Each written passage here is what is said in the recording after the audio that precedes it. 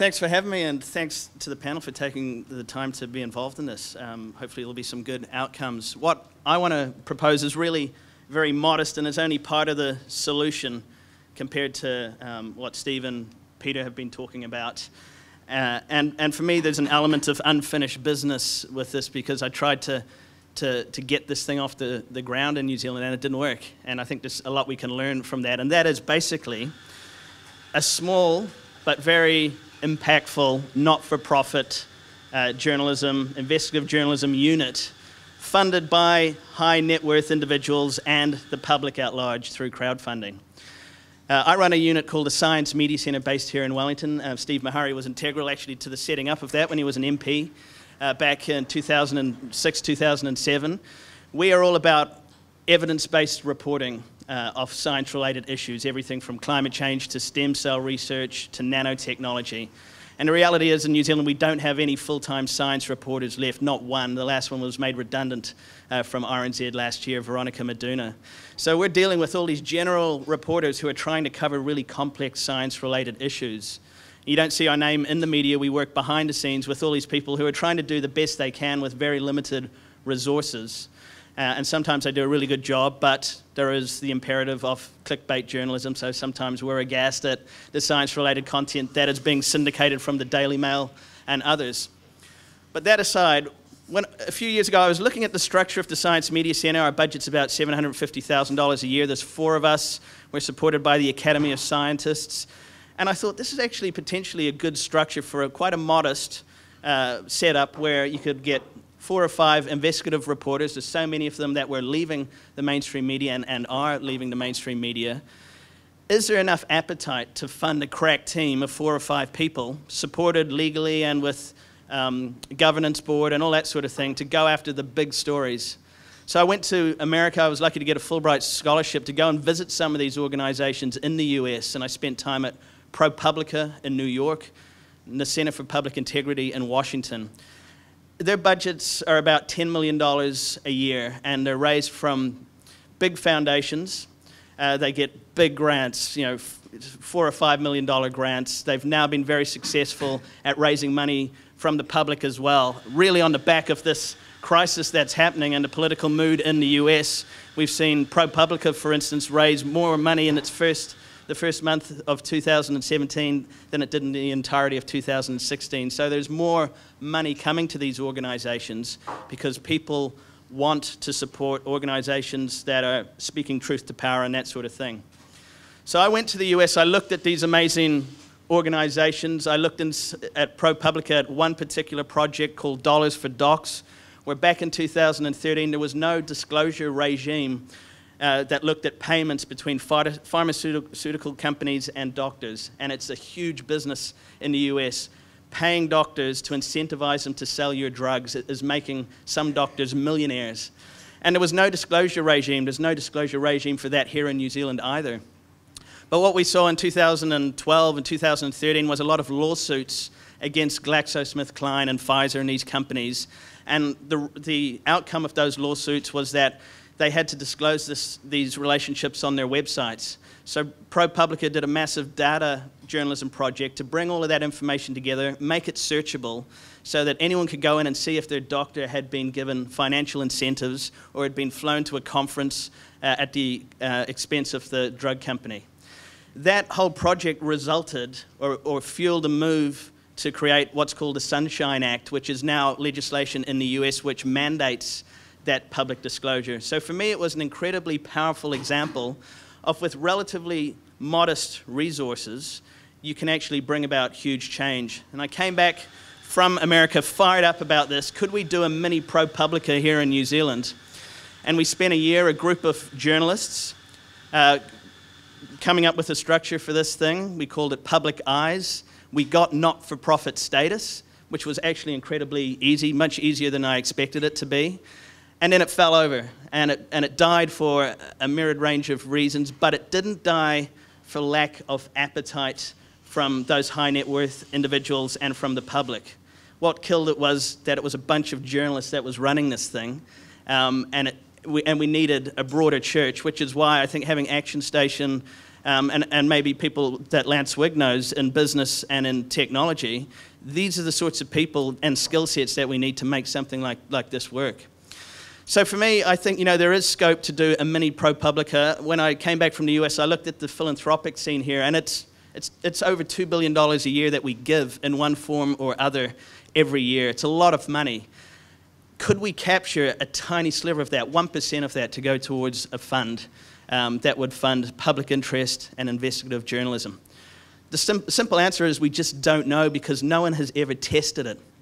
But I think that the appetite is growing. We've seen, for instance, the spin-off raise, I think, more money than they expected to for journalistic projects, tens of thousands of dollars. So I think there is appetite. The platforms are more available than ever. But what it really needs is a shot of investment at the sort of $1 million mark level from high net worth individuals who are willing to keep their hands off it the way that the investors in ProPublica and Centre for Public Integrity have done. Is there that appetite out there, for instance, that we've seen with the Next Foundation and environmental causes? Is it there for fundamental public interest journalism? I just don't know, but we haven't tested it, so I'd like to see that happen. It's a modest thing. It's only part of the solution. But perhaps if we could raise a couple of $1 million, we could replicate that ProPublica model where you have journalists working on the most impactful stories and then partnering with the mainstream media outlets to get those eyeballs, to get that readership and viewership that those big platforms can bring to it. That's how ProPublica works. They're not just putting it on their website. They're partnering with the New York Times, with CNN, to produce Pulitzer Prize-winning journalism. If we could do a mini ProPublica, that would be part of it. It's not the whole solution, but it's something that hopefully collectively we could at least test a case, because we never got to do that. Thanks.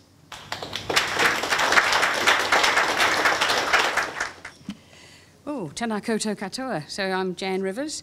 Thank you, Marianne and Action Station, for the opportunity to talk to you today and to take part in the People's Commission on Public Broadcasting and the Media. I'll tell you a bit about myself. I'll talk about the Scoop Foundation. I'm a trustee of the Scoop Foundation, and then I'll sort of broaden out into some of the solutions that I think might be possible. My involvement mainly has been as an activist on the issue of the public good. And for the last 2 years, my focus has been on open government and access to information for democracy. And there are some very interesting stories there if I had the time. But I'm also as trustee of the Scoop Foundation. It's the trust that's the owner of Scoop Publishing.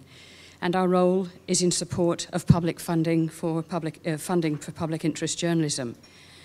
The Scoop Foundation is seeking to become a registered charity, a process that's well advanced. Scoop Foundation raised about $100,000 in 2016, and we want to raise at least $80,000 this year. Our points of difference as a news service are an ethical paywall, a supremely good search engine, high-quality content curation, and a supporter membership of over 1,000. We're just about to start our second piece of crowd-funded investigative journalism on the recent earthquakes. The first was a piece by Alison McCulloch on postnatal depression. A recent innovation was a trial of Polis, and Polis is a piece of software that supports large-scale public engagement, and it speaks to Steve's comment about how do we create conversations which take input from all sides of the spectrum rather than us each living in our bubbles. And the topic that we chose was the different perspectives on the sugar and obesity debate. And it was partly being aware of the need for the problems faced by the media are wicked problems. They're multifaceted, as the previous Peters and the other presenters have made clear. So, why is public broadcasting and media critical? The popular philosopher Alain de Botton wrote that once our formal education's finished, the news is the teacher. It's the single most significant force setting the tone of public life and shaping our impressions of community beyond our own walls. When the news fails, a society becomes dangerously unable to grapple with its own dilemmas and therefore to marshal the public will to change and improve itself. And I think it's that evidence of that we're seeing both in the UK and in the States. This is really important stuff. There are solutions, though, in development, and this initiative between the Coalition for Better Broadcasting and Action Station is one of them. I'd like to talk about a couple of the others. Scoop itself did some excellent analysis in a series of in-depth articles in 2014. Last year, Free Range Press published an excellent book, Don't Dream It's Over, Reimagining Journalism in Aotearoa, New Zealand. Radio New Zealand's Media Watch programme with Colin Peacock and Jeremy Rose has consistently covered both the challenges and many possible solutions. So it's not for shortage of good ideas. The Civics and Media project ran in 2015 and last year. This piece of work identified 30 great ideas, 3 specific ideas from 10 well-qualified people, 9 overriding principles, and 30 specific solutions that arose from the workshops, both in the area of media and also in the area of civics education. So they're all great resources for what to do next, but my specific approach would be that this campaign should prepare a bill to present to an incoming government at the next election. I think we need to provide for secure per capita funding for Radio New Zealand. We need to pick up Peter's idea of a ring-fenced funding mechanism by taxing the profits of media giants. We need to create a public share in the broadcast digital spectrum and radio spectrum as part of a low-cost infrastructure to allow national broadcasting of community-developed content. This would allow programmes like those from Auckland's Triangle Stratos TV to be broadcast nationally. I'd like to see Jim Blackman memorialised in an award for excellence in local television. Secondly, I think it's important to develop those civics skills in young people, but actually in all of us. We all need an information base to provide a grounding in the frameworks for seeing the world. Love, ethics, truth and justice are provided by an understanding of philosophy, systems thinking, sociology and holistic economics to understand where we fit and how we can act. This was in the Civics and Media Report as its major purpose. By 2030 it said, we need to ensure that all New Zealanders are well informed about the world they live in and have the ability and skills to bring about change. And I'd like to talk about that. I mean, I think that talking about critical thinking is not enough. We actually need this information base. We actually need a way of using our information base in order to assess what we hear and see. And particularly to allow us to deal with the pressing problems thrown up by social media's influence on media and broadcasting. How do we create a shared, not an atomised media space? And how do we move away from frictionless delivery of news, i.e. things that here's something else you might like, rather than what we really need, which is being faced with news that we wouldn't have chosen to read, the uncomfortable, challenging views and perspectives of people who are not like us and whom we might never agree with. A pluralistic and inclusive society is where we offer, is one where we offer respect to this diversity. And we also need ways of dealing with manufactured outrage. When an outright lie or a piece of outrageous behaviour gets a high profile beyond its news value, the intention is diversion. With the kind of skill set that people need, so people need this kind of skill set in order to be able to understand that that's what's happening to them, because I don't think it's going to stop. With that in mind, I'd like to say thank you again for the opportunity to address you and a great keenness to be involved in this project. Thank you. Do you see the protection of the journalist to be paramount over the protection of the actual news media organisation? I guess that's a complicated question. I mean, I do see that journalists need protection, but the threats are not only to individual journalists. The threats are to journalistic institutions in terms of self-censorship, in terms of a lack of courage, in terms of the kind of legislation that we see coming through that would punish journalists and their institutions from telling us the truth.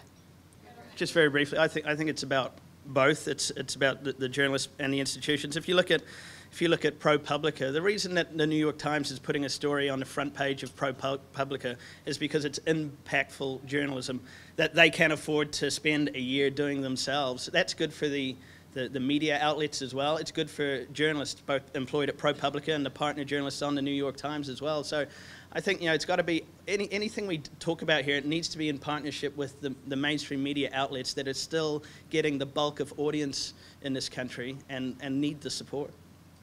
My question was around audience and mainstream media, probably more for you. The question that I have is, aren't you simply replicating? Because there is a really great investigative team in most of the mainstream media, and if they need money, and you're saying, I want money for my not-for-profit, shouldn't that money maybe go to the organisations that already have these units? Okay, so the question was about why would you create a pot of money for investigative journalism when there are lots of media outlets that should be, potentially getting that money as well. Yeah. Of resources that are already there. Yeah, exactly. Yeah, so there's investigative teams and that sort of thing. I think there's those investigative teams have very limited resource. ProPublica has, in their case, $10 million. I've got 30 journalists who are working on data journalism projects, they're working on investigations that are long-running, and then they're looking for an audience. And everyone is chomping at the bit to be that organisation that partners with them to launch that journalism because it's such good quality. I just don't think New Zealand Herald or Fairfax or anyone has the resource literally to do that type of stuff. It's getting better, and there's some great stuff that is coming out of those investigative teams, but we're really... Do you think you get resource where Fairfax and NZME wouldn't? Yeah. I don't think a high net worth individual is necessarily going to put money into Fairfax or NZME, but they might put something into like a Next Foundation that has a charter that is independent and is going to look for the most impact regardless of what outlet it is. The idea of having philanthropically kind of funded journalism, how do you see that sitting alongside what the state responsibility is? Because I think sometimes the risk then is the state kind of goes, that's okay, they're doing it over there, and so what role is state funding on that? So alongside a philanthropic organisation to do public interest journalism, you'll have the state funding journalism as well. As the state just going to go, well, no, there's all this appetite, the public are putting money into this not-for-profit, why should we do it? Well, I think the scale of what I'm proposing is going to be very modest anyway. If we could raise $5 million into something like the Scoop Foundation or some new sort of mechanism that attracts these people who have a lot of money, I think it's going to take 2 or 3 years to get runs on the board. I don't really think it's going to be something that's an either or. It's going to be both. Who funds you at the moment? The government, MB, 750,000. 750K? Yeah. That's great. Yeah. Right. How much do you think is funded by the anti-science people? Oh. Do you have any idea? So Lance was talking about the Science Media Centre. Our budget's about $750,000, which is all about evidence-based journalism. But what about all the lobby groups and various vested interests out there that are funding anti-science? And I'd say it's 100 times that. It's companies that have a vested interest. It's the anti-vaxxers, it's the anti-fluoride lobby, all of that. It might be really good to get an actual number on that or a decent estimate. How? I think that's completely unrealistic. And in the UK, there's just recently been a report published on the lack of transparency in so-called think tanks, and I think it would be a really interesting piece of work to replicate here because we have absolutely no idea who funds, for example, the so-called Taxpayers Union, or for that matter, the New Zealand Institute. Can I just ask, well, we do actually know about the New Zealand Institute because it's all listed on their website, but the question I had is, so with Scoop, is the Scoop Foundation the same page that publishes PR, for example, from Family First or lobby groups like that? Is that the same organisation? Sorry, are you asking if Scoop is the same organisation that publishes press releases? Yes, we do. We publish a lot of press releases, yes. Right. So is that public interest?